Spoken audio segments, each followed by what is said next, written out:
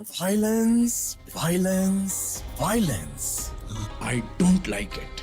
I avoid. But violence likes me. I can't avoid. Bed लगा होता है तो उसको देख के ऐसे बोलता है कि मैंने ये करने के लिए कहा था, लेकिन साला इन लोगों ने तो पूरा सुहागरात का ही बंदोबस्त कर लिया। चाइला सजाने के लिए बोला था, सालों ने पूरा सुहागरात का बंदोबस्त कर डाला। हालांकि कन्नड़ा में वो डायलॉग्स कुछ और थे, लेकिन फिर बाद में सोच समझ कर बाद में वो उन्होंने पूछा कि भाई क्या हो सकता है इसके पीछे, तो मैंने थोड़ा सा इनपुट दिया। किसी को बेस से बोलना पड़ता है, किसी को बेस से भी अंदर जाके हे तुम क्या कर रहे हो, इस तरह से वो सब बोलना पड़ता है। तो ये थोड़ी सी बनावटी, मतलब बनावटी नहीं बोला जाएगा, कुछ चीज़ें मिक्स करनी पड़ती है इसमें। देखो तुम एक काम करो, तुम मुझे यहाँ पर जाकर मिलो और उसके बाद हम तय करेंगे कि हमें क्या करना है, इस तरह से। तो वो कंटिन्यू वही रखना पड़ा था। तो मैंने बोला कि सर ये कॉफ़ी ना बड़ी अच्छी लगी, तो लगी ये मैंने जो डाउन किया ना लगी, तो एआई वो पकड़ नहीं पा रहा है। तो उनको वो चाहिए कि एआई को मैच करने के लिए सर ये कॉफ़ी है ना बड़ी अच्छी लगी, तो वो लगी ऐसे बोलना पड़ रहा है, तो जिसकी वजह से वो एआई पकड़ लेगा। मेरी दोस्ती लायक कोई यार नहीं, मेरी दुश्मनी झेल सके ऐसी कोई तलवार नहीं। बिजनेस करेंगे, ऑफर क्लोजेस। ये सीन तो सबको याद होगा, लेकिन क्या आपको पता है कि इस फेमस डायलॉग के पीछे आवाज किसकी है? तो चलिए आइए आज हम ऐसे इंसान से मुलाकात करेंगे जो ऑफ कैमरा रॉकी भाई के नाम से बहुत फेमस हैं। तो लेट्स स्टार्ट द एपिसोड।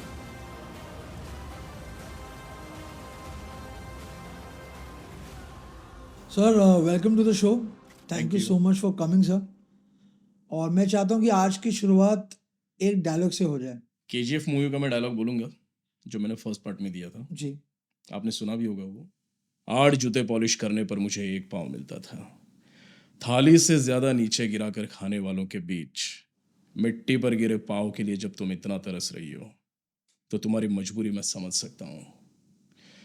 स्वार्थ के पीछे भागने वाली ये दुनिया किसी के लिए नहीं रुकती है, हमें खुद रोकना पड़ता है। इन लोगों के बारे में मत सोचो, कोई तुमसे ज्यादा ताकतवर नहीं। इस दुनिया में सबसे बड़ा योद्धा माँ होती है।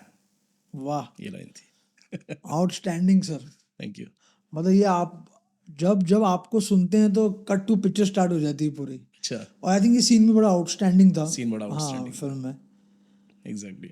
तो सर यही जानना चाहते हैं कि कैसे ये जर्नी स्टार्ट हुई आपकी वॉइस ओवर डब आर्टिस्ट की? वॉइस ओवर डबिंग आर्टिस्ट की देखिए वैसे तो प्रॉपर मैं मुंबई बेस ही हूँ। जी। कुछ साल मैं पनवेल चला गया था रहने के लिए, ओके। और जब मैं वापस आया तो मन में तो पहले से इच्छा थी कि मुझे एक्टर बनना है। ओके। तो चलो एक्टिंग में बहुत सारे काम भी उस समय किए। हम्म। उस समय की कुछ मराठी सीरियल थी जिसमें से एक अच्छी सीरियल साबित हुई राजा शिव छत्रपति। ओके। उसके अंदर मैंने अफजल खान के बेटे का रोल किया था। ओ। वो मेरा पहला बड़ा काम था।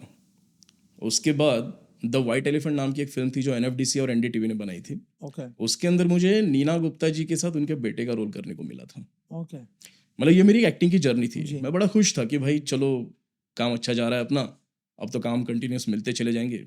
लेकिन जब मुंबई में आने के बाद ऑडिशंस देने स्टार्ट किए, बहुत सारे लोगों को स्ट्रगल करते हुए देखा, ऑडिशंस देते हुए देखा, तो मैंने देखा कि भाई इतना भी आसान नहीं है कि 2 काम मिल गए और हम तुरंत खुश हो गए, ऐसा तो है नहीं।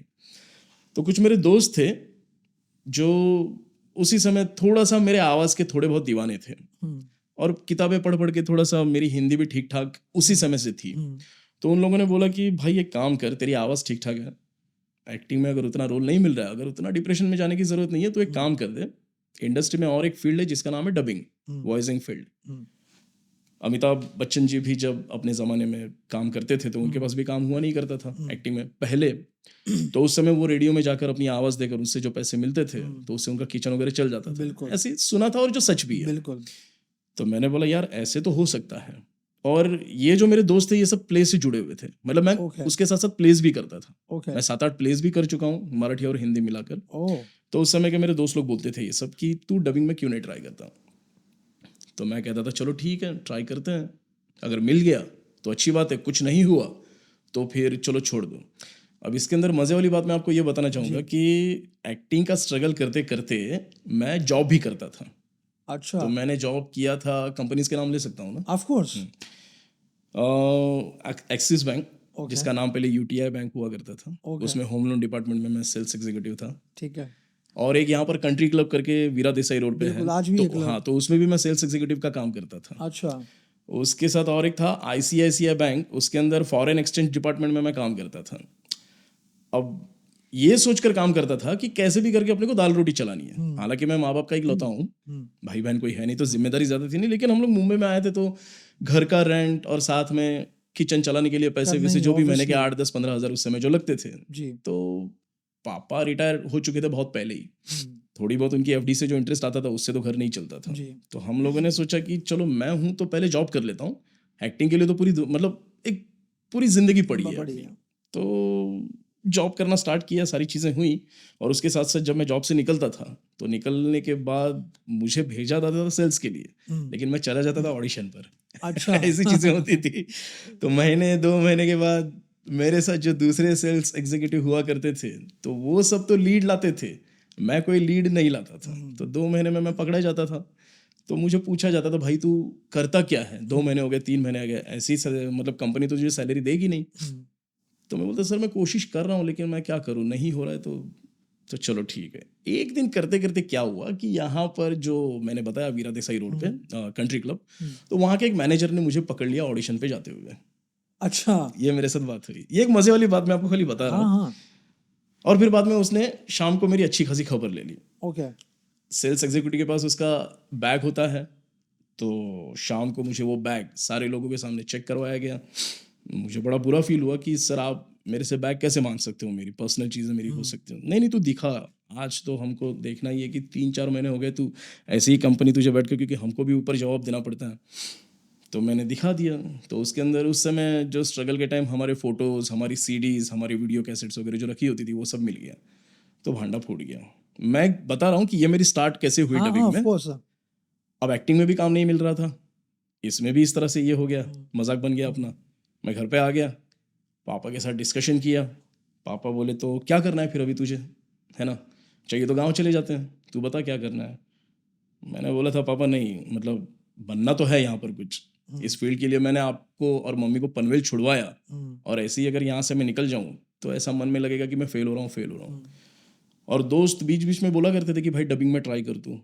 तो मैं बोला चलो ठीक है डबिंग में ट्राई करते हैं। 6 से 8 महीने लाइफ के देख लेते हैं। अगर 6-8 महीने में डबिंग में कुछ नहीं हुआ तो फिर भाई पूरा बोरिया बिस्तरा उठा के Back to सीधे बैक टू पनवेल से भी आगे सतारा, जो मेरा ओके, मेन गांव है, ओके, तो वहाँ चले जाओ। तो मन में यही था यार 6 से 8 महीने, ये मैक्सिमम साल भर है अपने पास, चलो होता है क्या कुछ देखते हैं। और फिर मैंने शुरुआत की। तो कुछ मेरे प्लेस के ही कुछ कुछ लोग थे। एक दोस्त अच्छा था मेरा, अनिल महात्रे, ओके, उसकी जान पहचान डबिंग के कुछ 2-3 लोगों से अच्छी थी। तो उसने मुझसे उन लोगों से मिलवाया। मिलवाने के बाद में अब उस समय तो चलो कुछ मतलब अपन तो जीरो ही थे ना डबिंग फील्ड में, कुछ था नहीं उस समय। तो मैंने उन लोगों से बात करना स्टार्ट किया कि सर अगर कुछ रहेगा मेरे लिए तो प्लीज़ बताइए, ऐसे वैसे। 15 दिन हो गए, 20 दिन हो गए, 25 दिन हो गए, कुछ हुआ नहीं। तो शुरू शुरू में तो हर स्ट्रगलर थोड़ा सा ज़्यादा रिक्वेस्ट करता ही है कि सर प्लीज़ मैं आपके पैर पड़ता हूँ, मुझे कुछ भी करके एक हाथ डबिंग या एक हाथ कुछ ऐसे करवा दीजिए, मैं कम से कम अपने आप को प्रूव तो कर सकूँ कि मैं क्या हूँ क्या नहीं, मैं कितनी जल्दी ग्रास्प कर सकता हूँ ये सारी चीज़ें। तो बोले ठीक है, तू फलाना फलाना स्टूडियो में आ जा, फिर देखते हैं तू कैसा करता है। फिर मैंने माइक पर बैठने के बाद हेडफोन पहन लिया, अंदर पूरा धक धक हो रही थी कि यार फर्स्ट टाइम कर रहा हूँ, कैसे करूँगा पता नहीं। चलो ठीक है, डायलॉग बोलना मैंने स्टार्ट कर दिया। नॉलेज वगैरह कुछ नहीं, चलो ठीक है, खाली एक्सप्रेशंस ठीक ठाक निकल रहे थे उस समय। डबिंग में एक टेक्निक होती है ना, जैसे सिंक आप अच्छा कर रहे हो, पॉज आप अच्छा दे रहे हो, तो फिर समझ में आ जाता है कि भाई वॉइस आर्टिस्ट जो है वो कम से कम एक एक्सपीरियंस है इससे। तो वैसे तो कुछ था नहीं। तो मुझे वो जो जिन्होंने मतलब मेरी हेल्प की थी उस स्टूडियो में जो लेके गए थे, उन्होंने मुझसे कहा कि भाई तू जो है ना, तेरी आवाज़ खाली अच्छी है, तेरे अंदर एक्सप्रेशंस की कमी, चल ठीक है फर्स्ट टाइम तू आ रहा है तो इसके लिए तेरे अंदर ये चीज़ें हैं, तो तू एक काम कर, पहले इसके ऊपर काम कर, डिक्शन पे काम कर, सिंग क्या होता है, पॉजेस क्या होते हैं, ये सब थोड़ा सा तू मतलब सीखना स्टार्ट कर दे। तो मैंने पूछा कैसे सीखूं। तो उस आर्टिस्ट की एक तरह से मेरे ऊपर कृपा रही और उसने मुझे एक स्टूडियो में कम से कम 2 से 3 महीने बैठने के लिए दे दिया। ओके, तो एक स्टूडियो था जिसका नाम है सुभाष स्टूडियो, जी, मैं दिल से नाम लेना चाहूँगा क्योंकि बहुत हेल्प की थी उन्होंने मेरी। तो वहाँ पर उन्होंने मुझे बिठाया और बोला कि भाई ठीक है तू बैठ सकता है यहाँ पर, बैठ के सीख ले, आर्टिस्ट आते हैं जाते हैं कैसे काम करते हैं तो देख ले। तो मैंने देखा, सीखा, धीरे धीरे पता चल गया कि पॉजेस क्या होते हैं, सीन क्या होता है, ये क्या होता है, वो क्या होता है। घर पे भी थोड़ी बहुत मैंने प्रैक्टिस की और बैक ऑफ द माइंड एक चल रहा था कि भाई अपने पास सिर्फ एक ही साल है। तो बहुत ज़्यादा शिद्दत से मैंने सारे स्टूडियोज़ में जाना शुरू कर दिया, सब स्टूडियोज़ में ऑडिशन देना शुरू कर दिया। 6-6 8-8 घंटा में रुका रहता था ऑडिशन के लिए, सिर्फ 1 मिनट के ऑडिशन के लिए मैं इतना रुका रहता था। ओके। तो ये सब करना स्टार्ट किया। फिर धीरे धीरे लोगों के मन में आने लग गया कि सचिन नाम का एक वॉइस आर्टिस्ट है जो आ रहा है, स्ट्रगल कर रहा है, चलो उसको हम लोग क्राउड के लिए बुला लेते हैं। तो बहुत सारे ऐसे स्टूडियोज है, पहले पहले वहाँ पर क्राउड चलता था। अच्छा। हाँ, तो क्राउड में होता यही है कि इतना बड़ा स्टूडियो होता है, उसके अंदर 10-15 आर्टिस्टों को खड़ा किया जाता है एक माइक के सामने, और चलो जो भी है फलाना फलाना मंत्री की जय हो, जय हो, अच्छा, ये है वो अच्छा। सब ऐसे होता था। तो उसमें मुझे काम मिलने चालू हो गया और पता चल गया कि भाई चलो ठीक ठाक कर लेता है बंदा, तो इसको छोटे छोटे कैरेक्टर के लिए बुलाया जाता है। 1 साल तक मैंने क्राउड किया जी। दूसरे साल भी क्राउड किया, लेकिन मजे वाली ये बात ये रही कि अंधेरी में जो एक एरिया है आदर्श नगर जी। तो वहाँ पे जो छोटे छोटे प्रोड्यूसर्स थे तो उन्होंने बोला कि भाई तुझे हम लोग हीरो करा सकते हैं लेकिन हमारे बजट में तुझे काम करना होगा। अच्छा। तो मैं बोला ठीक है, आप मुझे हीरो के लिए अगर चांस दे रहे हो तो बजट के लिए फिलहाल तो मैं कुछ बोल ही नहीं रहा हूँ।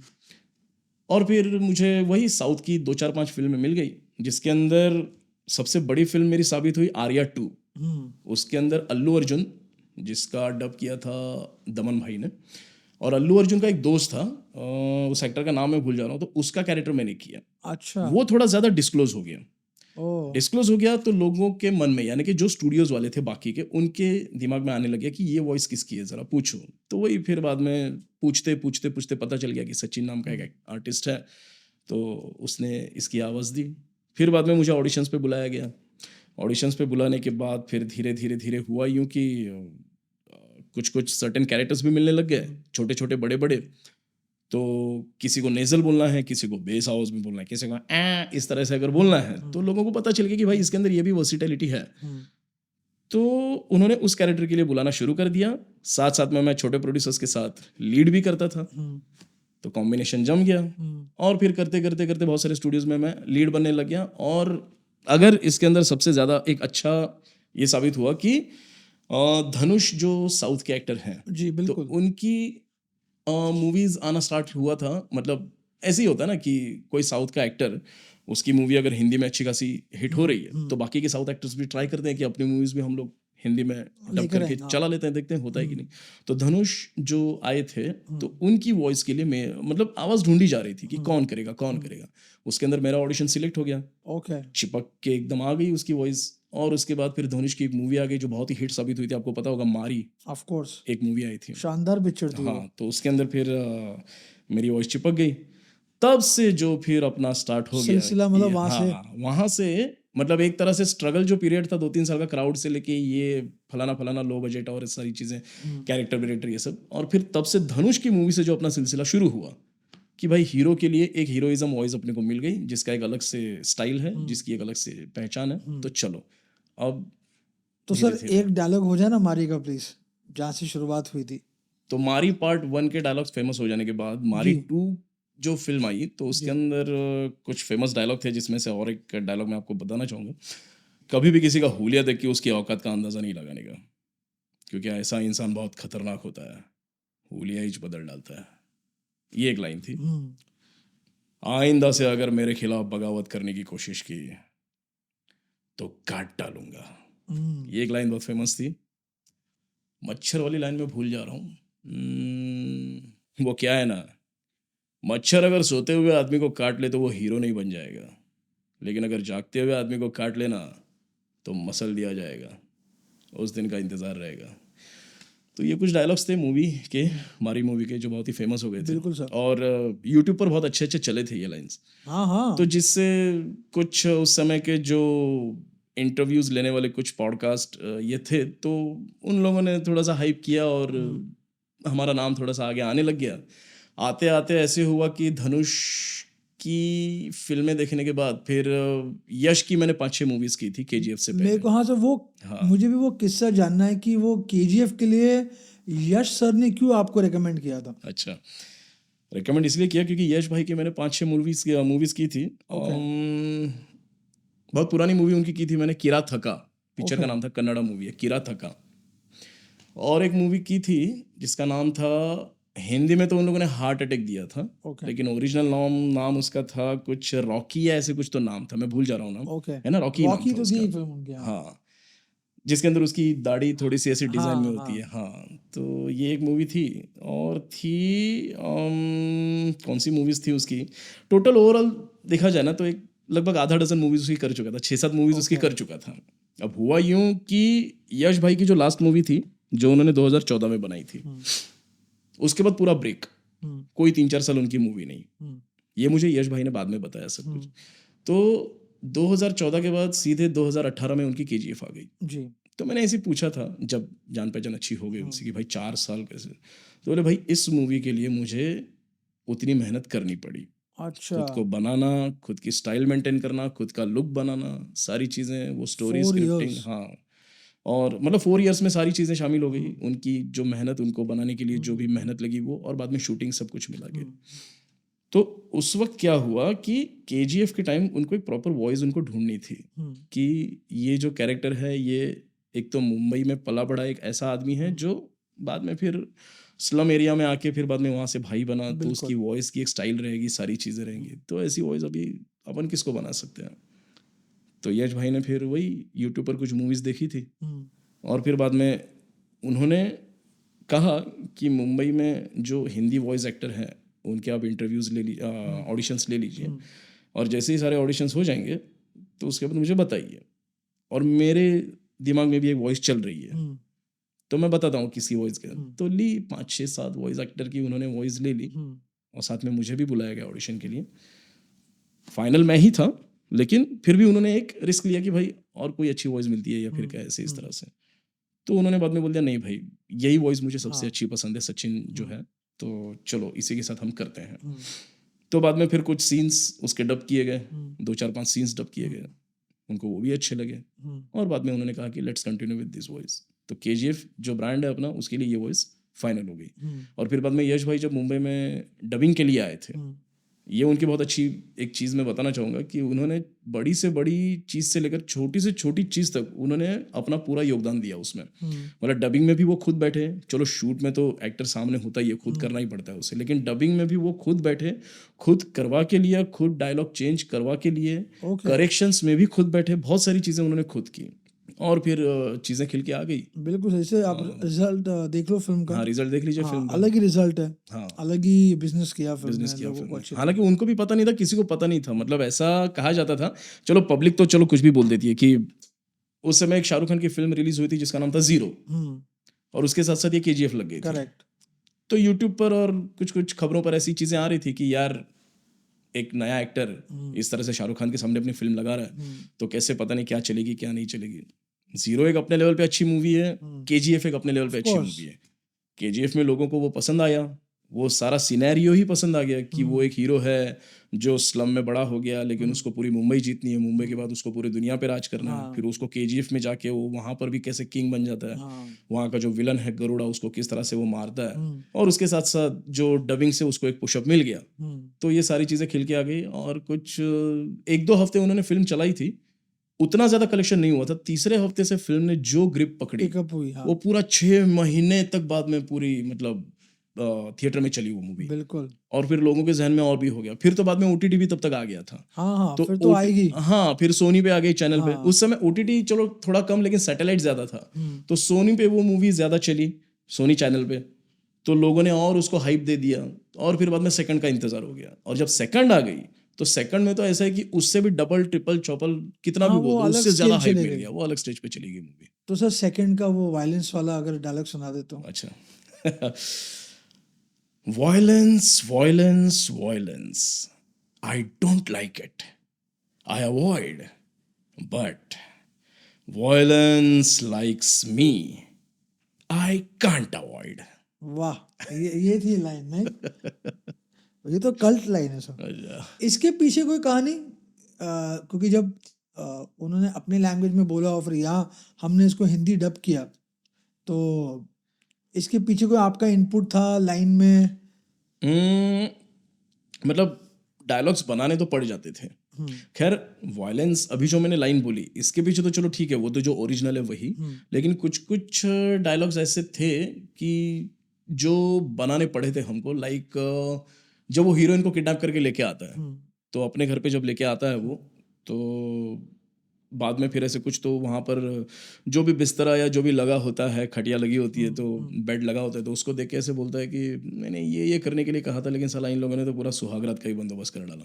हालांकि कन्नड़ा में वो डायलॉग्स कुछ और थे, लेकिन फिर बाद में सोच समझ कर बाद में वो उन्होंने पूछा कि भाई क्या हो सकता है इसके पीछे, तो मैंने थोड़ा सा इनपुट दिया, थोड़ा सा डबिंग डायरेक्टर ने इनपुट दिया, यश भाई ने भी इनपुट दिया, तो तीनों का कॉम्बिनेशन मिला के जो डायलॉग सामने आया, तो वो जो हिंदी में आपने सुना कि यहाँ पर तो पूरा सुहागरात का ही बंदोबस्त करा डाला इन लोगों ने, तो ऐसे ऐसे कुछ कुछ लाइंस थी, ऐसी ज्यादा नहीं, 12-15 ऐसे डायलॉग्स थे जो ये करके एक्सपेरिमेंट करके किए गए, जो कन्नड़ा में अगर आप देखोगे तो उसका मीनिंग कुछ और निकलेगा, हिंदी में नॉर्थ के ऑडियंस के लिए उस मीनिंग के हिसाब से वो डायलॉग बनाए गए थे। पर वही उसको वही कहानी के वही सुर पे रखा हुआ है ताकि ज्यादा चेंज ना हो। हाँ, वो सोल ना चेंज हो पाए। बिल्कुल बिल्कुल सर, वो चीज़ है। सर जब भी आप कोई मूवी के अंदर कैरेक्टर की तैयारी करते हैं तो वो क्या प्रोसेस है जो आप फॉलो करते हो और कैसे उसमें डूब जाते हो और ऐसी लाइंस बाहर निकलती हैं? सबसे पहली चीज़ होती है कैरेक्टर को समझना। तो समझने के लिए मतलब चलो जो पिक्चर का ओरिजिनल राइटर है, मतलब थिएट्रिकल मूवीज में मोस्टली इतना सारा काम होता है कि जो ओरिजिनल राइटर है उनके साथ बैठ के पहले वो कैरेक्टर को समझना पड़ता है। समझने के बाद फिर डायरेक्टर और राइटर दोनों होते हैं, समझ के फिर उसको एक स्टाइलाइज करो कि उसकी वॉइस कैसी होनी चाहिए, उस वॉइस में कितना डेप्थ होना चाहिए, और वो गुस्सा भी करे तो कौन से लेवल पे उसका गुस्सा चला जाएगा, अगर वो रोमांटिक सीन भी करे तो कौन से लेवल तक बोलेगा, और ये चीज़ें मतलब मेन चीज़ें ये हो गई। और उसके बाद जो चेंज ओवर करना है तो वो during the dialogue, during the dubbing जब हम करते हैं तो उस समय 10-15-20 रीटेक्स तो होते ही हैं, तो उसके अंदर फिर छान के जब एडिट किया जाता है, की जाती है वो चीज़, तो एडिट करते समय छान के उसमें से वो निकालते हैं कि हाँ ये लाइन थोड़ी सी सही लग रही है, इसमें इसके अंदर इंटोनेशन अच्छा आया है, इसके अंदर थोड़ा डायलॉग डिलीवरी इन्होंने ऐसी बोली है तो ये रख लो। कभी कभी तो ऐसा होता है कि स्टार्ट की जो 3-4 लाइनें हैं वो इस टेक की, और लास्ट की जो 2-4 लाइनें हैं वो 10वें टेक की, ऐसे भी जोड़ देते हैं। अच्छा। हाँ, तो वो तो बड़ा मेहनत वाला काम है। मतलब चलो वॉइस एक्टर एक करके चला जाएगा, 10-15-20 रीटेक करके देके चला जाएगा, लेकिन फिर कौन सा अच्छा लग रहा है कौन सा नहीं, फिर बाद में बैठ के इनको ये करना पड़ता है। हाँ, मतलब हर टेक्स चेक करें फुटेज के हिसाब से, ऐसा कभी कभी तो ऐसा हो जाता है कि ये टेक अच्छा लगा, ये टेक अच्छा लगा, दोनों को जोड़ दिया, अरे यार लेकिन इसके अंदर क्लैरिटी ये है मिसिंग है इसके अंदर, तो क्लैरिटी मिसिंग है, तो भाई चलो फिर वापस आर्टिस्ट को थोड़ा सा बुलवा के इसको ये करो, तो इसीलिए हमको 1 हफ्ते तक वहाँ पे रखा गया था। अच्छा। तो हुआ यूं था कि आज हमारी डब स्टार्ट हो गई, पहली रील मैंने आज कर दी तो पहली रील कर दी तो चलो आज कुछ मज़ा नहीं आ रहा है भाई, कैरेक्टर जो है, आर्टिस्ट जो है वो कैरेक्टर पकड़ने में अभी तक थोड़ा सा नाकाम हो रहा है, हो सकता है कि ट्रैवलिंग करके आया हो या कुछ भी हो, या कल भी परसों भी उसने कोई डबिंग की हो, तो थोड़ा सा ये समझने के लिए थोड़ा टाइम जाएगा, तो चलो आज जितना हो सके ले लेते हैं, कल वापस हम लोग रील 1 से वापस स्टार्ट करेंगे, फिर वापस जो डायलॉग्स मैंने कल जो बोले थे वो आज भी वापस बोलने हैं, करते करते करते पहले उसके अंदर घुसो, और फिर घुसने के बाद फिर मक्खन की तरह सारा फ्लो निकल जाएगा। तो sir usually as an artist आपको कब रेक्टिफाई होता है इंटरनली कि अब आपने भी सुर पकड़ लिया है?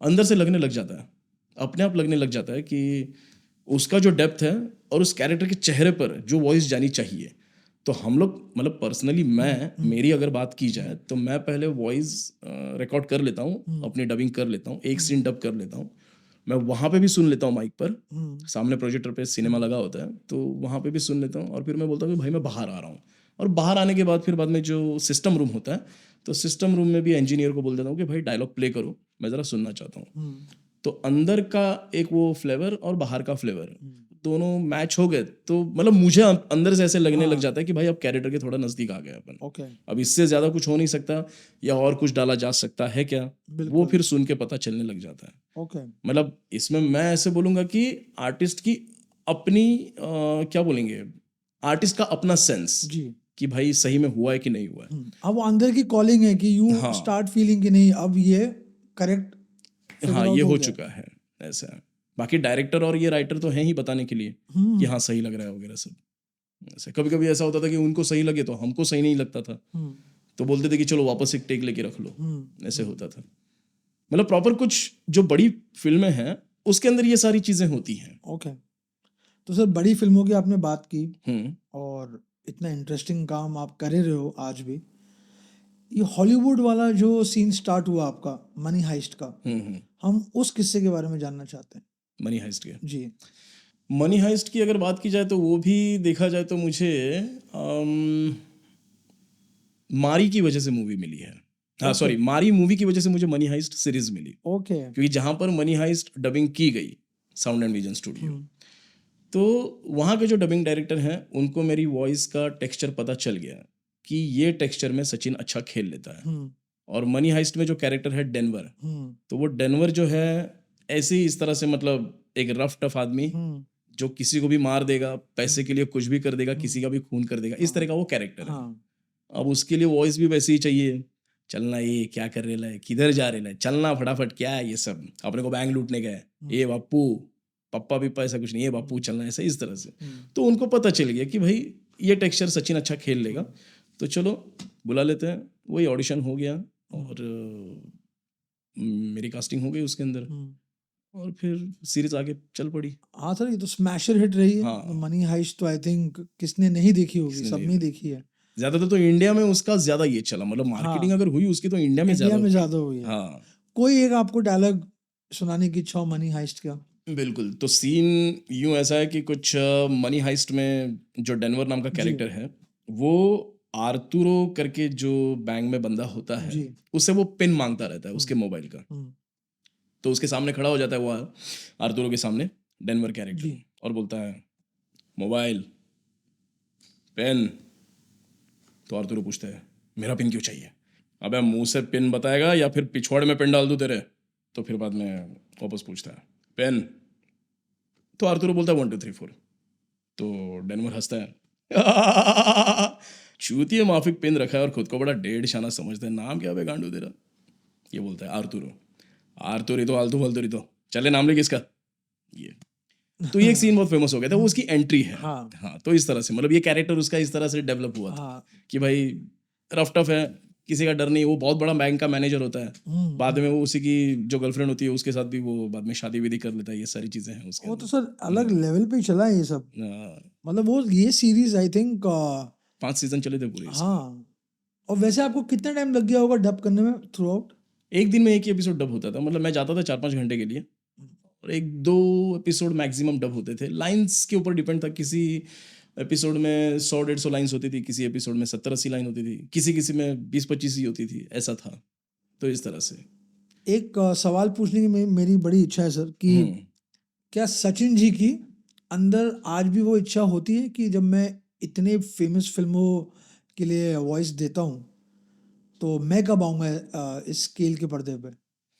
इच्छा तो होती है, इच्छा तो बहुत होती है, लेकिन फील्ड दोनों अलग अलग है ना। मतलब मुझे ऐसा लगता है कि चलो डबिंग में मैंने स्ट्रगल किया, डबिंग पूरी शिद्दत से की, तो जितना देना था मुझे डबिंग ने दिया।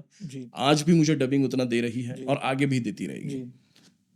खुद को अगर आना है इस लेवल पर तो यहाँ पर एक अलग स्ट्रगल करना पड़ेगा। तो वही मतलब अब मायने अलग अलग हो जाते हैं कि आपके पास कितना है, आप सर्वाइवल के लिए आपके पास जितना पैसा है, उस पैसे में आप अगर 2 साल 3 साल भी अगर बैठ के आप खा सको, अपनी फैमिली को भी अगर सर्वाइव कर सको बिना टेंशन के, तो उतना पैसा आपके पास है क्या? तो भाई चलो पैसा है, सारी चीज़ें हैं, मुझे कोई फ़र्क नहीं पड़ता। 2 से 3 साल मुझे कोई दिक्कत भी नहीं है। अब मैं एक्टिंग में अपना स्ट्रगल स्टार्ट करूँगा। फिर जीरो से, हाँ जीरो से तो नहीं बोलेंगे, जान पहचान है इंडस्ट्री में इतनी खासी, तो वाया कोई कॉन्टैक्ट लग गया और फिर मैंने वही अपने फोटोग्राफ्स देना स्टार्ट कर दिया, अपनी ऑडिशन लिंक भेज दी, अपनी वर्क लिंक भेज दी और काम मिलना स्टार्ट हो गया। हाँ, लेकिन ये है कि ऐसे बोलूँगा नहीं, खुद की बढ़ाई तो नहीं कर रहा हूँ, लेकिन डबिंग में ऐसा है कि भाई मुझे पता है कि अगर मैं एक घर भी ले लूँ आज भी लोन पर, तो मुझे इतने पैसे तो आ जाएंगे कि मैं डबिंग से उसका जो लोन है वो अपना कवर कर दूंगा। एक्टिंग से उतना तुरंत ऐसे नहीं बोल सकता कि चल भाई मेरे को एक्टिंग में 2 काम मिल गए, अब मैं घर ले रहा हूँ। मुझे पता है कि एक्टिंग से मुझे इतना सारा काम मिलना स्टार्ट हो जाएगा, मतलब उसके लिए भी 10 साल की एक अलग जर्नी हो जाएगी। पर सर ये भी एक अच्छा करियर है ही ना अपने आप में। हाँ, डबिंग बहुत अच्छा करियर है, बहुत अच्छा करियर है। डबिंग से तो लोगों ने क्या क्या नहीं बनाया। मेरा खुद का एग्जांपल ले लीजिए, मेरे पास घर नहीं था। आज मुंबई में चलो ठीक है, भगवान की दया से 2 घर हैं जो डबिंग के ही बलबूते पर मैंने लिए। जी और उसके साथ साथ जो भी है, मतलब एक अच्छी लाइफ में जो गुजार रहा हूँ। शुरू में मैंने जैसे बताया कि मैं बैंक में काम करता था, ये करता था, वो करता था, वो सब सोचने की अब जरूरत नहीं है। ऐसा है, 2 बच्चे हैं, बीवी है, माँ है, मैं हूँ, अच्छा खासा चल रहा है। पता है कि डबिंग आती रहेगी, बिल्कुल काम कम तो होने वाला नहीं है। बिल्कुल ऐसा है। बिल्कुल। Sir, animation characters, animated characters और लाइव कैरेक्टर्स की डबिंग में क्या अंतर है? एनिमेशन कैरेक्टर में देखा जाए ना तो हल्का सा बनावटीपन आपको लाना पड़ेगा, थोड़ा सा बनावटी रहना पड़ेगा। हालांकि कुछ कुछ कैरेक्टर्स रियल होते हैं। अब रियल कैरेक्टर्स के बारे में बात की जाए तो एवेंजर्स मूवी आपने देखी होगी, जी, तो थानोस हो गया, या फिर जो ग्रीन कलर के कैरेक्टर जो बहुत ही हल्क, तो ये तो इनकी जो डबिंग है ये थोड़ा सा हीरोइज्म और एक लाइव डबिंग की तरह करनी पड़ेगी। इनको छोड़ के फिर आप बाकी कैरेक्टर्स पे आ जाइए तो उनमें थोड़ा सा बनावटीपन लाना पड़ेगा। फिर तो बहुत सारे कैरेक्टर्स ऐसे एनिमेशन में हैं कि जिनको नेजल करना पड़ता है, किसी को बेस से बोलना पड़ता है, किसी को बेस से भी अंदर जाके हे तुम क्या कर रहे हो, इस तरह से वो सब बोलना पड़ता है। तो ये थोड़ी सी बनावटी, मतलब बनावटी नहीं बोला जाएगा, कुछ चीजें मिक्स करनी पड़ती है इसमें। हाँ, क्योंकि वो सररियल दुनिया है तो शायद आवाज भी थोड़ी वैसी थोड़ी बनानी सररियल सी है। हाँ, इधर चैलेंज ये है कि उसको कंटिन्यू रखना। ऐसा है, अगर आपको वो लीड कैरेक्टर मिल गया कि यही आपको निभाना है, पूरा 2-3 घंटा यही चलेगा, मतलब 2-2.5 घंटा इसी की बकबक है। ऐसे कैरेक्टर मुझे मिला था, जॉन, क्या नाम था उसका, एनिमेशन फिल्म थी वो, जो मैंने दादर में की थी, 2-2.25 घंटे की मूवी थी। और आई थिंक जॉन ट्रोवोल्टो ऐसे कुछ तो उस कैरेक्टर का नाम था। तो वो मूवी मुझे मिली थी, और उसके अंदर एक वॉइस टेक्सचर उसका ऐसा था कि वो थोड़ा सा गोल मटोल होता है और थोड़ा सा ऐसा बोलता है कि बोलते समय देखो तुम एक काम करो, तुम मुझे यहाँ पर जाकर मिलो और उसके बाद हम तय करेंगे कि हमें क्या करना है, इस तरह से। तो वो कंटिन्यू वही रखना पड़ा था। फिर गुस्सा भी वो उसी टोन में करेगा, रोमांस भी उसी टोन में करेगा, नॉर्मल भी उसी टोन में बोलेगा, पुलिस वाले के साथ भी बात कर रहा है तो उसी टोन में बात करेगा। तो ये थोड़ा सा काफी चैलेंजिंग था। तो एक दिन में पूरा नहीं हुआ था, 2 दिन लग गए थे, थक गया मैं। बोला यार 5-6 घंटे हो गए, अपन चल आधी हो गई आज, आधी कल कर लेते हैं, वैसे हो गया। तो वो 2 दिन में पूरी फिल्म 2 दिन में पूरी, हाँ, मतलब मेरा कैरेक्टर मैंने पूरा कर दिया। किया। मूवी में तो बहुत सारे कैरेक्टर्स थे, ऐसा है। और सर आप बताइए ना, आपकी क्या इच्छा है? कोई ऐसी बात जो आप चाहते हो कि जनता को पता चलना चाहिए? मेरी ये इच्छा है कि अगर, मतलब मेरा तो यूट्यूब चैनल है जी, तो उसके ऊपर जब मैं पूरा 100% आऊँगा तो उस समय मैं अपने डायलॉग्स, अपना एक्सपीरियंस, अपनी सारी चीज़ें उसके ऊपर शेयर करूँगा अपनी क्रिएटिविटी के हिसाब से कि भाई चलो ये वीडियो कैसा बनना चाहिए। तो कभी कभी ऐसे भी कर दूंगा कि जैसे मैंने अभी कुछ कुछ डायलॉग्स आपके सामने बोले, तो उसको मैं सीन में क्रिएट कर दूंगा, एक अपने तरफ से सीन बनाऊंगा, वायलेंस वायलेंस वायलेंस। तो उसने जैसे किया है, चलो वो तो कर दिया उसने अपने हिसाब से, मैं कुछ अपने हिसाब से अलग कर दूंगा कि कोई लड़की आ रही है, उसको कोई छेड़ दिया तो मैंने उसको मारने के बाद में थोड़ा सा फाइट हो गई, फाइट होने के बाद फिर मैंने डायलॉग बोलना स्टार्ट किया, इस तरह से कुछ स्टोरीज के रूप में। मतलब जैसा चाहे वैसी क्रिएटिविटी करके मैं लोगों के सामने इसको पेश करूंगा। इसमें भी एक अलग बात है। हाँ, मान लीजिए अगर ये सब अलग अलग कैरेक्टर्स आ जाएं एक अलग कहानी और एक अलग सीन में, हाँ, तो वो भी अपने आप में एक अलग ही चीज बन जाएगी, अलग चीज बन जाएगी। अब यू नेवर नो कि क्या हो जाएगा। मतलब यूट्यूब में तो ऐसी चीजें हैं कि उसने बना के छोड़ दी और मिलियंस ऑफ व्यूज भी हो गए। बिल्कुल। तो मैं, मतलब आपने जैसे पूछा ना कि मैं क्या चाहता हूँ, तो मेरी यही चाहत है कि ऐसे अगर मैं वीडियोस डालूं, ऐसे अगर मैं अपने डायलॉग्स डालूं, कभी मैं स्टूडियो में बैठा हूँ माइक के सामने तो कुछ डायलॉग्स बोल रहा हूँ, अपना एक्सपीरियंस शेयर कर रहा हूँ, तो ज़्यादा से ज़्यादा उसको व्यूज़ मिले, मेरा तो चैनल आएंगे बूस्ट हो सर, जाए। ऑफ कोर्स, व्हाई नॉट, आएंगे। आपकी एक अलग फैन फॉलोइंग है, बिल्कुल। पीपल लव यू, हाँ। और you are a viral person, अरे इसमें थैंक कोई यू। डाउट नहीं है। भी हुआ आपके साथ कि आप कहीं बैठे हो और आपका ही डबिंग वाला सीन चल रहा हो, लोग आपको नहीं जान रहे, बाद में आपको बताना पड़े ये आवाज मेरी ही है। ऐसा हुआ था, लेकिन मराठी एक फिल्म की थी मैंने, तो उसके अंदर एक कैरेक्टर किया था मैंने, और मतलब दोस्त गए थे हम लोग देखने के लिए, मैंने नहीं बताया, मेरे कुछ दोस्तों ने मतलब शोर मचना चालू कर दिया, ए गोले तेरी वॉइस ऐसे वैसे। तो आजू बाजू के लोग थे तो इंटरवल के टाइम पूछने लगे, भाई मतलब क्या इनकी वॉइस है क्या, ये अच्छा कैरेक्टर किया था ऐसे। और फिर बाद में 1 से 2, 2 से 20, 20 से 50, तो थोड़ा सा वहाँ पे लोगों ने जानना ये कर दिया। और फिर मतलब वहाँ तक पहुँच गया था मामला कि लोग आके मेरे से फोटो वीटो खिंचवा रहे, सर एक फ़ोटो हो जाए, अरे आप तो आर्टिस्ट हो और हमारे साथ बैठे हो तो यही हमारे लिए बड़ी बात है। बोला अरे भाई ऐसा कुछ नहीं है, मैं बस देखने आया था कि मेरी वॉइस कैसी जा रही है इसके अंदर, तो वो सब देखने के लिए आया था। क्योंकि और एक मूवी थी, एक मिनट उसका नाम मैं भूल जा रहा हूँ, एक विलन करके मूवी आई थी, एक विलन, रितेश देशमुख और वो हीरो, सिद्धार्थ मल्होत्रा। हाँ सिद्धार्थ मल्होत्रा, सिद्धार्थ इनकी मल्होत्रा, मूवी। हाँ, तो उसके अंदर मैंने 4-5 कैरेक्टर्स किए थे, उसमें भी सेम ही चीज़ हो गई। जहाँ पर ये अच्छा। पिक्चर डब हुई थी, वहाँ से 2-4 बंदे और मैं, हम लोग फिल्म देखने के लिए निकले। पंकज करके हमारे साथ एक बंदा था, तो फिल्म चल रही थी। अब मेरी आवाज़ को तो मेरे जो क्लोज है वो सब अच्छे से जानते हैं, तो तुरंत जैसी मूवी बजी तो पंकज बोले अरे ये देख गोले की वॉइस, ये देख गोले की वॉइस, ये देख गोले की वॉइस। तो फिर सब लोग एकदम ऐसे पीछे मुड़ के देखने लगे, क्या बोल रही है, क्या बोल रहा है। तो सब लोगों ने बोला भाई शांत रहे थोड़ा सा ऐसा। तो वहाँ पर भी 2-4-5 लोगों ने पूछ लिया था, भाई ये गोले की वॉइस मतलब क्या बोल रहे हैं। तो बोला नहीं नहीं, ये जो वॉइस दी है ना ये इस आर्टिस्ट की है, तो ये आज हम लोग के साथ फिल्म देखने के लिए आया है। तो उसने बोला अच्छा ऐसा है कि ये सब, बस इतना एक बात हुई थी।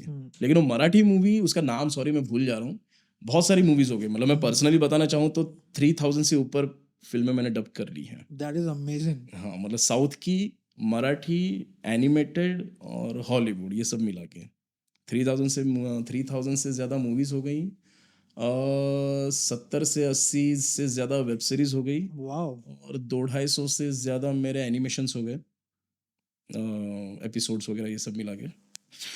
और कैसे बताऊँ, ये तो अमेजिंग है, मतलब 3000 से ऊपर मूवीज हो गई। 10-12 सर साल में आपके लिए इंस्पिरेशन कौन है? वॉइस एक्टिंग में, हाँ, या फिर ऐसे normal in general. In general, सच बताऊँ मतलब कहाँ से आती है? बिल्कुल, प्लीज। मतलब अगर कोई इंस्पिरेशन है, आप सब लोग भी हंसोगे, मैं गोविंदा को ज़्यादा मानता हूँ। ठीक है। हाँ, गोविंदा की एक्टिंग करने की स्टाइल, उसकी डायलॉग डिलीवरी, उनका मतलब सब कुछ जो भी बोलेंगे, मतलब उतार चढ़ाव जो भी उनके डायलॉग में होते हैं, मतलब बहुत कुछ उनसे सीखने जैसा है। बिल्कुल। ऐसा है, किसी भी कैरेक्टर को तुरंत अडॉप्ट कर लेना। और उन्होंने भी एक मूवी की डब की थी, कार्टून किया था उन्होंने, एनिमेशन किया था, और बहुत ही अच्छा डब किया था उन्होंने, इतना अच्छा, इतना सही लगा था। उनका था, साथ में अक्षय खन्ना और एक एक्टर थे मेरे ख्याल से, ऐसे 3-4 लोगों ने मिलके एक ही स्टूडियो में बैठ के, हालांकि डबिंग में क्या होता है कि एक आर्टिस्ट जाता है, करता है अपना कैरेक्टर और करके निकल जाता है, फिर दूसरा आता है, दूसरा करता है। उन्होंने क्या एक्सपेरिमेंट किया था कि यही गोविंदा, अक्षय खन्ना और सब साथ ही बैठे थे, सामने मूवी चलाई गई और चालू, तो इतना अच्छा इम्पैक्ट निकल के आ गया था वो। लेकिन वो सारी चीजें मतलब टाइम टेकिंग होता है कि अगर इसका डायलॉग खराब हो गया तो वापस पूरा सीन चालू करो, अच्छा, फिर ये, तो वो थोड़ा सा टाइम टेकिंग मामला हो जाता है। उनके साथ हो सकता है कि भाई चलो ठीक है, पूरे दिन स्टूडियो बुक कर लिया, चारों का टाइम ले लिया, पूरा दिन उन लोगों ने। सर वो मेरे भी फेवरेट एक्टर हैं। हाँ, उसमें कोई डाउट नहीं है। उनकी आज भी पिक्चर मुझे याद है, स्वर्ग। हाँ क्या, स्वर्ग, हाँ क्या बहुत पिक्चर अच्छी। थी, क्या एक्टिंग की उन्होंने, मतलब वो, और अवतार, हाँ, ये 2 फिल्में मेरे माइंड से कभी नहीं जा सकती। नहीं जा सकती। और बाकी तो उन्होंने किया ही है, खैर कॉमेडी फिल्म्स ये वो। बहुत बाद में जब उनके ऊपर कॉमेडी का ये लग गया कि भाई कॉमेडी स्टार गोविंदा, बहुत कमाल करके दिखा दिया था उन्होंने। अनडाउटिंगली सर। हाँ, और एक आदर्श अगर मैं मानता हूँ तो चलो बता ही देता हूँ, माइकल जैक्सन को मैं एक आदर्श मानता हूँ। Okay. एक अलग स्टाइल लेके आना, एक अलग डांस लेके आना, एक अलग म्यूजिक लेके आना, हाँ, और दुनिया में अपनी एक ऐसी छाप छोड़ना इजी नहीं है। इजी नहीं है। मतलब वो तो बहुत ज्यादा ओवर द, क्या बोलेंगे उसको, ओवर द टॉप ऐसे हो गया था। क्या लगता है सर, क्या कारण होगा एक सक्सेसफुल आदमी के पीछे? ऐसी क्या चीज होती है जो उसको इस मुकाम पे ले आती है? क्योंकि आप भी जीरो से ही उठे हैं। एक ही लाइन है उसके लिए, शिद्दत, करना ही है, जुनून, एकदम यही करना है और कुछ करना ही नहीं है। और जब घुस जाते हो ना आप, तो फिर आजू बाजू की चीजें आपको सिखा देती हैं, वो सिखाने वाली बैठी हैं, आपको खाली उतर जाना है उसके अंदर। जैसे आपको अगर यहाँ से जाना है गुजरात के किसी फलाना फलाना गांव में, आपको पता नहीं है रास्ता, आपके पास गूगल मैप भी नहीं है, लेकिन जब आप निकलोगे रास्ते से, आगे जाके आप किसी से पूछोगे, तो वो उस आदमी का आपसे मिलना, ये मतलब एक तरह से नेचर की देन हो गई। बिल्कुल, है ना। आप पहले उसमें पड़े, आप वही सोच के घर पे बैठे रहोगे कि नहीं यार कहाँ जाऊंगा उतना दूर, पता नहीं पहुंच पाऊंगा कि नहीं पहुंच पाऊंगा। तो फिर वो आदमी मिलना, फिर आदमी मिलने के बाद किसी दूसरे आदमी से मिलना, फिर उससे पूछना और वहां तक पहुंचना, भले ही थोड़ा सा लेट लतीफ होगा गारंटी ये नहीं है, टाइम की कोई गारंटी नहीं है कि आप पहुंचोगे पक्का इसी टाइम पर, थोड़ा सा एक दिन लेट हो जाए, कुछ घंटे लेट हो जाए, लेकिन पहुंचोगे जरूर। लेकिन आप शिद्दत से निकले घर से गाड़ी लेकर, ये बड़ी बात है। बहुत सारी चीजें होंगी, टायर पंचर होगा, आप मुश्किलें फेस करोगे, ये वो। तो सेम एज इट इज इसमें भी, मतलब किसी भी फील्ड में उतरने के लिए शिद्दत से उतर जाओ और करो। मैंने भी शुरू में वही सोचा था, 8 से 9 महीने दूंगा, नहीं हुआ तो खत्म। क्या पता मैंने टाइम टेकिंग अपने दिमाग पे ले लिया और बोला कि भाई सचिन तेरे पास 9 महीने हैं, मैक्सिमम 1 साल, उसके ऊपर तो खर्चा चलाने के लिए पैसे नहीं है भाई तेरे पास। पापा भी कितना करेंगे कर करके, महीने के 5-6 हज़ार जो आ रहे हैं उस समय जो थे, ये बात बता रहा हूँ मैं 2010 की, क्या चलता था उस समय, तो 3-3.5 हज़ार महीने का 1 रूम किचन का किराया था, जो आज 12-13 हज़ार जो भी है, पूरा खुल के बता रहा हूँ मैं। तो 6-7 हज़ार में 3.5 हज़ार अगर किराया ही जा रहा है, तो बाकी 3-4 हज़ार में कैसे घर चलेगा। तो ये चीज थी कि भाई साल भर का ही पैसा है अपने पास। उसके बाद कुछ नहीं हुआ, सीधे बैक टू पनवेल, पनवेल का भी बेच के सीधे सतारा गांव, कुछ करना ही नहीं है आगे फिर, मतलब जॉब करो चुपचाप ये। तो उसी शिद्दत से 1 साल तक मैं लगा रहा और काम मिलने लग गया। फिर क्राउड आ गया, क्राउड का काम मेरे पास आ गया। आप बिलीव नहीं करोगे, महीने में 20-20 क्राउड करता था मैं, सुबह 10 से शाम को 7, और फिर वापस दूसरी बार रात को 8 बजे से लेके मतलब बोलते हैं ना सुबह के 3-4 बजे तक। अच्छा, इतना मतलब ये काम करता डबल था शिफ्ट, मतलब हाँ, आप डबल शिफ्ट भी करता था मैं, कि आज साउंड एंड विजन में यहाँ पर सुबह 10 से 7 हो गया, फिर वापस मुझे साकीनाका जाके, साकीनाका में कुछ स्टूडियोज थे 2-4, उसमें से श्री बालाजी स्टूडियो एक था, तो वहाँ पर मैं फिर रात को 8 बजे पहुँच जाता था, सुबह के 3-4 बजे तक हम लोग काम करते थे, फिर वहीं सो जाते थे, क्योंकि उस समय बस मेट्रो वेट्रो तो थी ही नहीं, खाली बस से सफर होता था। तो बस बाद में शाम सुबह 6 बजे स्टार्ट होनी है, क्या करना है 2 घंटा, चलो सो जाओ, फिर 6-7 बजे निकल जाओ, फिर नहाया धोया, नहा धो के वापस क्राउड के लिए वापस 10-11 बजे पहुंच जाओ तीसरी जगह पे। सर ये पहली फिल्म में आपको ब्रेक मिला मारी, तो डैड के साथ देखी आपने? नहीं, उनके साथ नहीं देख पाया, वो मेरा करियर उभरता हुआ करियर नहीं देख पाए। ओके, उनकी डेथ हो गई 2010 में। ओके, और मुझे डबिंग में आए हुए 6-8 महीने ही हो गए थे। हाँ, मतलब ये वो देख पाए थे कि बेटा अभी जो है एक पटरी पकड़ ली है उसने। हाँ, मैंने एक्टिंग में जो कुछ जो काम किए वो देखकर बहुत खुश हुए, ऐसा है। तो मैंने जैसे बताया राजा शिव छत्रपति सीरियल, तो उस समय तो ऐसा था कि जैसे आमिर खान पब्लिसिटी कर रहा था कयामत से कयामत तक की, लोगों के घर घर जाकर, तो वैसे मेरे पापा जब गांव में जाते थे, हम लोग के गांव में हर साल यात्रा वगैरह भरती है, तो यात्रा में जाके लोगों को बोलते थे कि ये देखो मेरा बेटा ये सीरियल में आया है, इसको देखो सीरियल को, ऐसा वैसा। तो वो चीज़ें याद आती हैं कभी। Of course sir, of course. मेरी मम्मी ने सब कुछ देख लिया, लेकिन ओके, मतलब माँ ने मेरा स्ट्रगल पीरियड भी देख लिया, स्टेबल पीरियड भी देख लिया, उभरता हुआ पीरियड भी देख लिया। माँ तो चलो है साथ में, ये साथ में अभी, तो ऐसा है। उनका क्या रिएक्शन था मम्मी का? हाँ, वो ज्यादातर मतलब वही कि भगवान की देन है सचिन, और मतलब घर में तू ही एक ऐसा बंदा है जो एक अलग फील्ड में निकल गया, नहीं तो अपनी फील्ड में तो सब लोग, कोई बस कंडक्टर है बीएसटी में, कोई ड्राइवर है, कोई खेती कर रहा है, कोई ये कर रहा है, कोई वो कर रहा है। चल तूने एक अच्छी फील्ड पकड़ ली, क्या पता तेरे पापा की कुछ पुण्याई होगी या जो भी होगा, तो उनके कर्म अच्छे थे जिस हिसाब से तुझे ये सारी चीजें मिल गई। 100% सर। तो मैं भी बोलता हूँ हाँ माँ, ये सही बात है। पेरेंट्स के तो आशीर्वाद के बिना कुछ होता ही नहीं, कुछ नहीं होता है। हाँ, ये एक बात बड़ी बात है, होता ही नहीं है। हाँ, नहीं होता, मतलब उनके आशीर्वाद के बिना कुछ नहीं हो सकता। मैं तो लास्ट टाइम 100%। एक पॉडकास्ट में एक बात भी बोली थी कि सबसे बड़े एक्टर्स पेरेंट्स ही होते हैं। हाँ, उनके दिल में कितना भी दुख हो, उनके जेब में भले 1 रुपया हो नहीं हो, लेकिन वो हमारे अपने बच्चों के सामने क्या शानदार एक्टिंग करते हैं कि बेटा सब ठीक है, बिल्कुल कोई टेंशन नहीं। बिल्कुल बिल्कुल। उनसे बड़े कलाकार तो कोई नहीं इस दुनिया में। ये मेरा जो पीरियड था 2009-10 का जो पीरियड था, जब मैं स्ट्रगल करता था मुंबई में, मैं उनको लेके आया था। हालांकि मेरे मम्मी पापा की कोई इच्छा नहीं थी कि पनवेल जा छोड़कर वापस मुंबई आ जाऊं और बेटा जो स्ट्रगल कर रहा है उसको मैं देखता रहूं या देखती रहूं, लेकिन भाई इकलौता बेटा है अपना, इसको अपनी इच्छाएं पूरी करनी है, तो उन्होंने मुझे पुश किया कि चलो साथ हम खड़े हैं, हाँ, कि हम खड़े हैं, तेरे साथ खड़े हैं। पापा तो बोलते थे कि तू टेंशन मत ले, घर का सब कुछ संभालने के लिए मैं हूँ, मैं अभी भी जॉब कर सकता हूँ। हालांकि उनकी उम्र हो चुकी थी, मुझे पता चल रहा था कि वो चलो बोल रहे हैं तो मुझे एक दिलासा दिलाने के लिए बोल रहे हैं, लेकिन मेरे लिए वो भी बहुत था, वो भी मेरे लिए एक कॉन्फिडेंस वाली चीज़ थी कि भाई चलो मुझे टेंशन नहीं दे रहे हैं बिल्कुल। नहीं तो बहुत सारे लोग तो होते हैं ना, अरे क्या करेगा वो करके, चुपचाप घर के अंदर दाल रोटी कमाने के लिए पैसे कमा, ये सब ऐसा ऐसा। उन्होंने मुझे बहुत पुश किया। उनके बिना पॉसिबल ही नहीं है, नहीं पॉसिबल है उनके बिना, बिल्कुल नहीं। सर क्या फ्यूचर प्लान्स हैं और क्या इंटरेस्टिंग आप कर रहे हो? जो आप बताना चाहते हो तो प्लीज। अब एक अंदर चीज छुप कर बैठी है, एक्टिंग। वॉइस एक्टिंग के थ्रू तो चलो बहुत सारी चीजें बता दी लोगों को, सामने आना है अभी। भले ही सिनेरियो चेंज हो गया इंडस्ट्री का, अब थिएट्रिकल मूवीज उतने लेवल पे नहीं चलती कुछ कुछ, लेकिन फिर भी ओटीटी प्लेटफॉर्म है जिससे हम लोग बहुत कुछ कर सकते हैं। जी बिल्कुल। और यूट्यूब तो एक ऐसा प्लेटफॉर्म है कि हम कुछ भी अच्छा बना के उसके ऊपर डाल दे और लोगों को पसंद आ जाए तो चलो बूस्ट हो गया तो हो गया, नहीं तो कम से कम एक अपना जो इंटरेस्ट है वो तो कम से कम सेटिस्फाई हो रहा है कि मैं एक्टिंग कर रहा हूँ, अपना ही छोटा सा प्रोडक्शन है, अपने ही छोटे से प्रोडक्शन में मैं कर रहा हूँ और मुझे जो चाहिए वो मैं कर पा रहा हूँ। मतलब मुझे जो कैरेक्टर प्ले करना है मैं अपनी फिल्म में कर रहा हूँ। मतलब ये मेरे प्लान्स हैं आगे चलकर कि टाइम निकाल कर, जब भी मैं 2-3 महीने का टाइम निकाल कर गाँव चला जाऊँगा तो उधर का सिनेरियो देख के, उधर की सिचुएशन देख के, एटमॉस्फेयर देख के जो स्टोरी सूझेगी वो लिखूंगा 2-4-5 दिन में। साथ में मेरी टीम है 2-4-5 लोग, सिनेमेटोग्राफर और ये सब लोग, तो उनको लेके चला जाऊंगा। जो खुद का एक शॉर्ट फिल्म या एक फिल्म बना के, हाँ 12-15-20 मिनट की एक अच्छी बना के चलो कर लेते हैं। सॉर्टेड है। हाँ ये प्लान है। आजकल सर लोग एआई बहुत यूज कर रहे हैं, चाहे गाना बनाने के लिए हो, फोटोज बनाने के लिए हो, वीडियोस XYZ। बिल्कुल।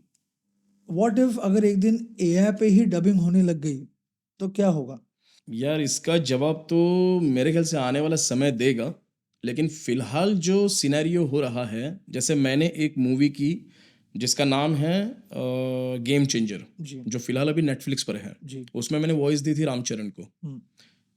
तो पहले तो उन लोगों ने सोचा कि सचिन की वॉइस रखते हैं, फिर बाद में पता नहीं क्या हो गया, उन लोगों ने रामचरण की वॉइस को उसमें चिपका के, मतलब स्टाइल मेरी चल रही है लेकिन वॉइस उसकी बज रही है, लेकिन वो उतना इम्पैक्टफुल नहीं हुआ।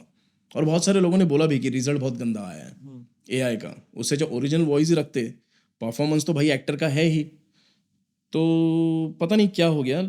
और बहुत सी ऐसी फिल्में हैं, जैसे कल्कि भी आई थी, तो कल्कि में भी वॉइस किसी और ने दी थी, लेकिन प्रभास जो एक्टर हैं उनका उनकी जो वॉइस थी वो उसके ऊपर एआई से जनरेट की गई। अच्छा। तो हाँ, तो वो भी इम्पैक्ट बहुत ये नहीं रहा। तो ऐसा बोला जा रहा है कि भाई ह्यूमन जो परफॉर्मेंस देते हैं वो एआई फिलहाल तो नहीं दे पा रहा है। आगे इसके ऊपर बात हो रही है, इसके ऊपर काम हो रहा है, ऐसे ऐसे टूल्स बनाए जा रहे हैं, ऐसे ऐसे सॉफ्टवेयर्स बनाए जा रहे हैं कि वो इमोशंस भी पकड़ लेंगे। लेकिन मुझे लगता है कि चलाने वाला तो भाई उसको ह्यूमन ही है। 100%। तो अब पता नहीं कितना कारगर साबित होगा। फिलहाल के लिए तो एआई उतना ज़्यादा इम्पैक्ट नहीं ला पाएगा।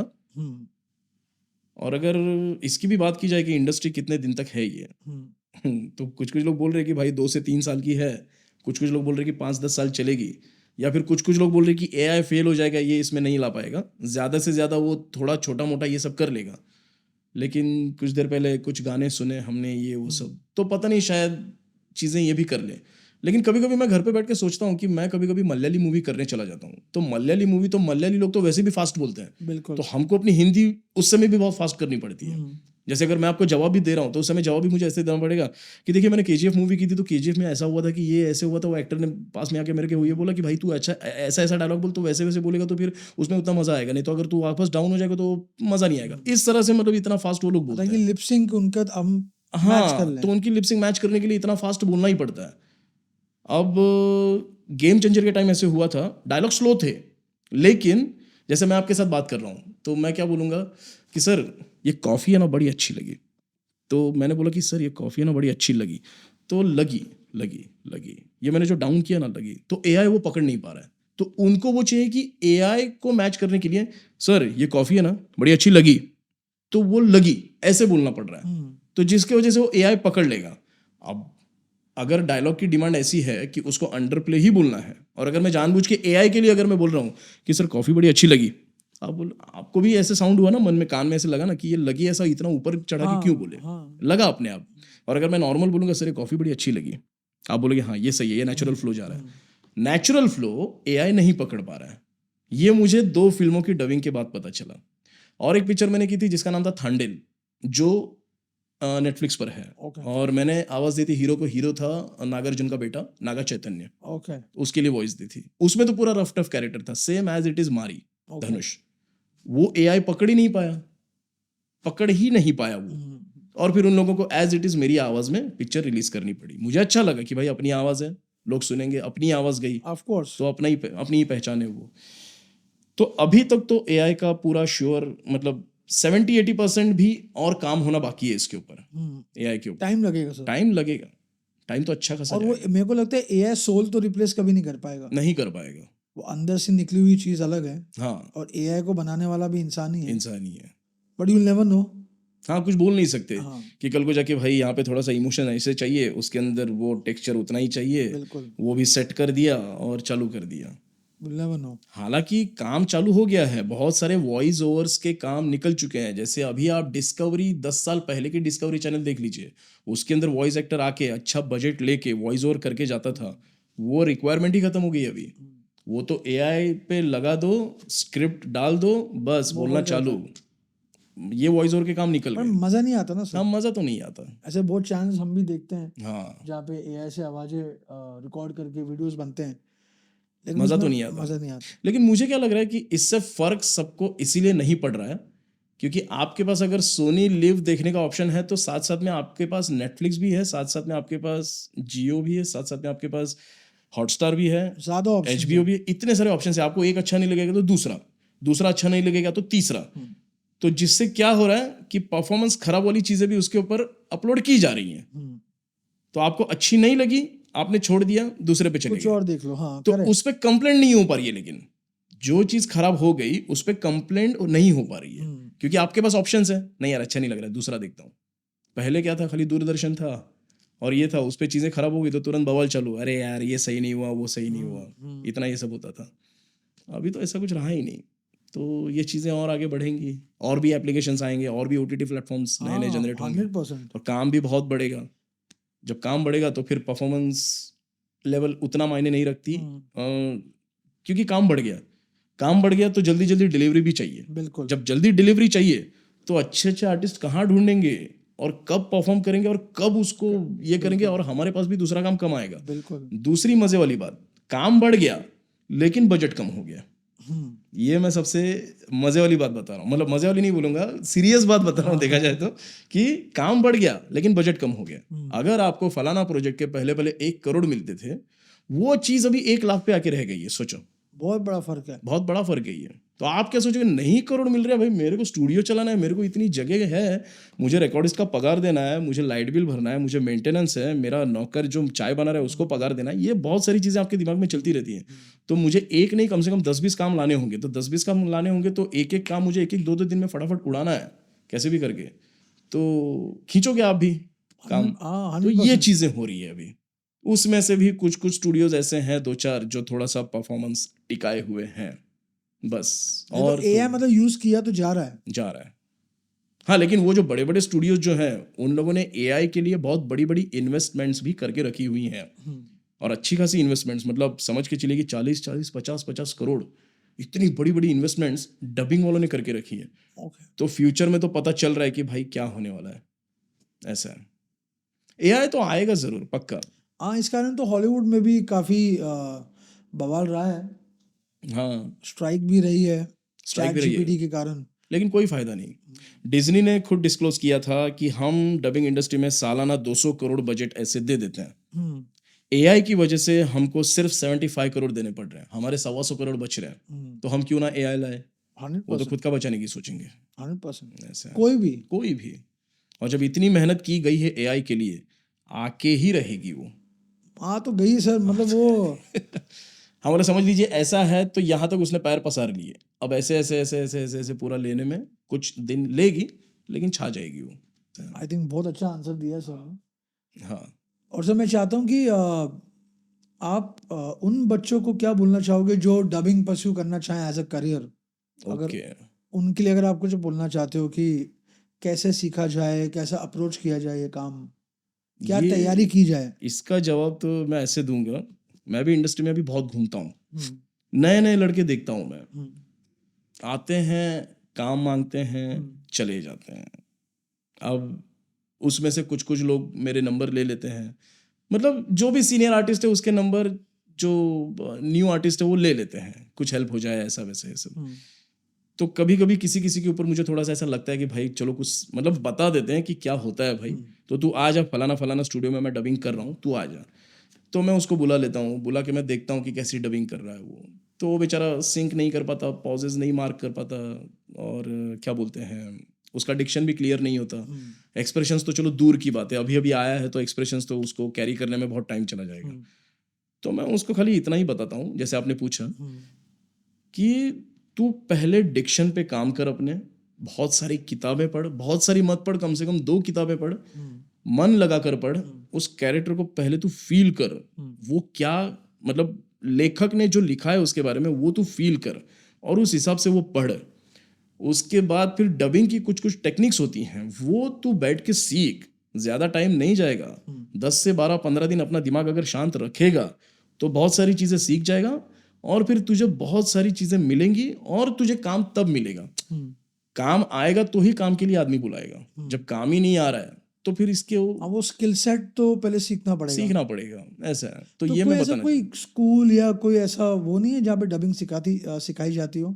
बहुत सारे स्कूल्स हैं, बहुत सारे स्कूल्स हैं, या फिर मैं तो बोलता हूँ कि बहुत सारे सीनियर एक्टर्स ऐसे हैं, डबिंग एक्टर्स, कि जिन्होंने खुद के स्कूल्स भी खोले हैं डबिंग के। हाँ, मैंने नहीं किया क्योंकि मतलब मैं बहुत ज़्यादा अच्छा टीचर नहीं हूँ, ऐसा है। लेकिन चलो ठीक है, मतलब जो भी कोई आता है। नो, मेरे को तो लगता है आपके साथ एक मास्टर क्लास अलग से शूट करनी चाहिए। अरे बाप रे थोड़ा सा बता पाऊंगा, नहीं बता पाऊंगा, मुझे नहीं पता। हाँ, ताकि आई फील यूट्यूब के जरिए काफ़ी लोगों की हेल्प होगी। आई एम श्योर बहुत लोग होंगे जो इसको ऐसा करियर करना चाहते हैं, और क्या पता अभी बहुत बहुत अच्छा, हाँ बहुत अच्छा टैलेंट भी हो, पर क्योंकि राइट इन्फॉर्मेशन नहीं है तो वो टैलेंट भी नहीं आ पाता नहीं आ लाइट पाता, में। ये बात तो सही है। अभी नहीं, अभी बहुत है, लेकिन लड़के हमारे टाइम तो चलो ठीक है, मतलब थे, नहीं थे ऐसा नहीं, लेकिन हमारे टाइम अगर 1000 थे तो अभी 5000 है। ओके, इतने लोग आ गए अभी डबिंग में। मतलब काफ़ी क्राउड अभी बढ़ते जा रहा है। हाँ, क्राउड अभी बढ़ता चला जा रहा है, कंपटीशन टफ हो गया होगा बहुत। कंपटीशन टफ हो गया कि एक्टिंग में चलो काम कर रहे हैं, आज 4 दिन कुछ काम नहीं है तो चलो डबिंग का काम मिल गया, कर लिया। जबकि देखा जाए तो ये गलत सोच है कि चलो डबिंग का काम मिल गया तो कर लिया, उसको वैसा मत समझो भाई, वो भी एक कला है, वो भी एक रिस्पेक्ट करने वाली चीज़ है। मतलब बहुत सारे आर्टिस्ट मुझे कभी कभी ऐसा फ़ोन करते हैं, स्ट्रगलर्स फ़ोन करते हैं कि मैं स्ट्रगलर हूँ, फिलहाल तो जॉब कर रहा हूँ सुबह 10 से लेकर 6, लेकिन 6 के बाद मैं फ्री हूँ, तो आप मुझे अगर कुछ रहेगा तो डबिंग के लिए बता दीजिए। तो मैं बोलता भाई ऐसी बात यार मत कर यार, शाम को 6 बजे के बाद मैं फ्री हूँ, डबिंग पे बुला लीजिए। मतलब ऐसा थोड़ी कि यहाँ पे काम ऐसे ही तैयार है, पहले सीख, उसका नॉलेज ले, वो क्या है क्या नहीं वो पहले देख ले, और उसके बाद फिर बाद में तुझे खुद ही पता चल जाएगा कि बाद में कितना टफ है कितना नहीं। तो इसको टाइम पास पे लेना चाहिए कि मेहनत पे लेना चाहिए, वो तो बाद में खुद सोचेगा। 100% सर। तो वो है। क्या एक मैसेज देना चाहते हैं आप जो आपके दिल में है? नए नए आर्टिस्ट जो आते हैं उनको तो एक ही बात बोलूँगा मैं कि जल्दबाजी मत कीजिए, डायलॉग बोलने की बहुत ज़्यादा जल्दी मत कीजिए, एक्सप्रेशंस आपके ख़राब हो जाएंगे, और जो बड़े लेवल पे काम मिलने वाले हैं वो फिर नहीं मिल पाएंगे, क्योंकि बड़े लेवल पे काम आराम आराम से ही होता है, और वहाँ पर आपकी स्किल देखी जाएगी। ये एक चीज़ हो गई। मैं जहाँ पे रहता हूँ तो उसके पीछे पहाड़ है, ठीक है, तो पहाड़ पे अभी मैंने उस दिन ऐसे ही घूमते घूमते देखा कि बहुत सारे पेड़ ऐसे ही काट दिए गए, कम से कम 3 से 4 हज़ार पेड़ काट दिए होंगे, और ऐसे नहीं छोटे छोटे, इतने इतने नहीं, बड़े बड़े पेड़। वहाँ पे क्या हो रहा है पता नहीं, किसी किसी ने बोला कि रहेजा टाउनशिप बन रही है, किसी किसी ने बोला कि पहाड़ काट के वहाँ से रोड बनाया जा रहा है, ऐसा वैसा। तो अगर दुनिया भर को अगर मैसेज देना है, पता नहीं कितना यूज़फुल होगा कितना नहीं, लेकिन यह है कि भाई थोड़ा सा नेचर की केयर करो, क्योंकि ओवरऑल अगर देखा जाए, हम वॉइस एक्टर या अपनी फिल्म इंडस्ट्री या कोई भी फील्ड या पूरी दुनिया अगर टिकी हुई है तो सिर्फ और सिर्फ नेचर पर। 100%। अगर नेचर नहीं, चलो ना सोच लो ना, धरती फट गई, खत्म, क्या रह गया? पता नहीं ये कितना कारगर साबित होगा मैं जो बोल रहा हूँ, लेकिन ये है कि क्या अगर कुछ भी नहीं रहा, चलो अभी ऑन द स्पॉट पानी खत्म, दुनिया भर से ही पानी खत्म, जो है समंदर का पानी है, परेशान पीजिए और पी के अपनी लाइफ गुजारिए। कौन पिएगा वो खट्टा पानी? कितना दिन जिएगा आदमी? हमारे यहाँ जब एरिया में मैसेज आता है कि आज रात पानी नहीं आएगा तो तहलका मच जाता है। तहलका मच जाता है, ऐसा है ना। इसको कैसे किया जाए अभी? हम जितना कर सकते हैं आई फील हम उतना करें, हाँ, तो उतना शायद करें, चेंज हो। तो शायद चेंज हो, ये बात तो है। तो इसी से रिलेटेड मैं कुछ फिल्म्स यूट्यूब पर ये सारी चीजें थोड़ा थोड़ा बना के, बिल्कुल हाँ, सर, बिल्कुल। ये मैं करना चाह रहा हूँ कि चलो जो है अपने को जितना जमता है ना उतना करो, अपनी तरफ से जितना सोशल मैसेज अच्छे से अच्छा दे सकते हैं उतना दे दो। मतलब मुझे ऐसा लग रहा है कि फिल्म इंडस्ट्री अगर देखा जाए तो क्रांति की सबसे बड़ी एक शुरुआत हो सकती है। सर 100% ये टूल इतना पावरफुल है बहुत powerful फिल्म मेकिंग का हाँ कि इस माध्यम से अगर लोगों को समझाया जाए तो लोग समझते भी हैं, समझते हैं, उसमें कोई डाउट नहीं है, लेकिन वो तरीका राइट होना तरीका चाहिए, हाँ राइट होना चाहिए, ऑडियंस को उनके तरीके से ही समझाएं बिल्कुल। जैसे उनको पसंद है। और बहुत सारी फिल्में वैसी होके भी गई हैं, हाँ हाँ बनती बहुत हैं। सारी बनी हैं अब फिल्में, तो लोगों को अच्छा भी लग रहा है, सोशल मैसेज ओरिएंटेड फिल्में काफ़ी चल रही हैं काफी आजकल। चल रही हैं। तो ऐसा है, क्योंकि नए नए यंगस्टर्स को कुछ तो देना चाहिए। 100% 100%। सब बहुत अच्छा लगा आपसे मुलाकात करके। पक्का 100% सर 100%। बस मैं ये चाहता हूँ कि इस पॉडकास्ट को एंड वापस आपको परेशान करूंगा, एक कोई शानदार डायलॉग से किया जाए। अच्छा, KGF 2 में, हाँ KGF 2 में इंटरवल के टाइम वो डायलॉग है, मेरी दोस्ती लायक कोई यार नहीं, मेरी दुश्मनी झेल सके ऐसी कोई तलवार नहीं, बिजनेस करेंगे, बिजनेस करेंगे, offer closes soon. Sir thank you so much for coming on the show. अरे कोई बात नहीं, मज़ा आ गया मुझे भी, सेम है सर 100%। बिल्कुल। ऐसा लगा कि बहुत ही फ्रीली हमने बहुत सारी बातें की, जी जबकि पॉडकास्ट में ऐसे नहीं होता है ज़्यादा, कुछ सवाल पूछे जाते हैं उसी के जवाब दिए जाते हैं। मुझे भी ऐसा लगा कि मन से मुझे कुछ बोलना पसंद है तो मैं बोल सका यहाँ पर, थैंक यू सो ये मच मुझे सर। अच्छा लगा। एक और करेंगे सेशन बिल्कुल और एक मास्टर क्लास भी करेंगे डबिंग की, बिल्कुल, क्यों नहीं। कि जो ये ट्रेड सीखना चाहता है, ये स्किल डेवलप करना चाहता है, तो हम मिलके एक नया ट्रेंड स्टार्ट करेंगे। बिल्कुल करेंगे, व्हाई नॉट।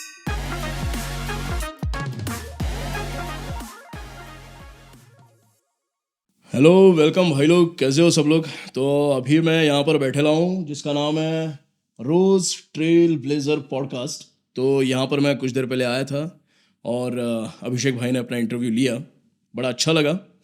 और काफ़ी फ्रैंक हैं ये लोग, बहुत ही मस्ती की हम लोगों ने जब इंटरव्यू चल रहा था। तो आप लोग ये चैनल को लाइक कीजिए, शेयर कीजिए और साथ साथ में सब्सक्राइब भी कीजिए। इसका नाम है रोज ट्रेल ब्लेजर पॉडकास्ट। अगर नहीं किया ना, काट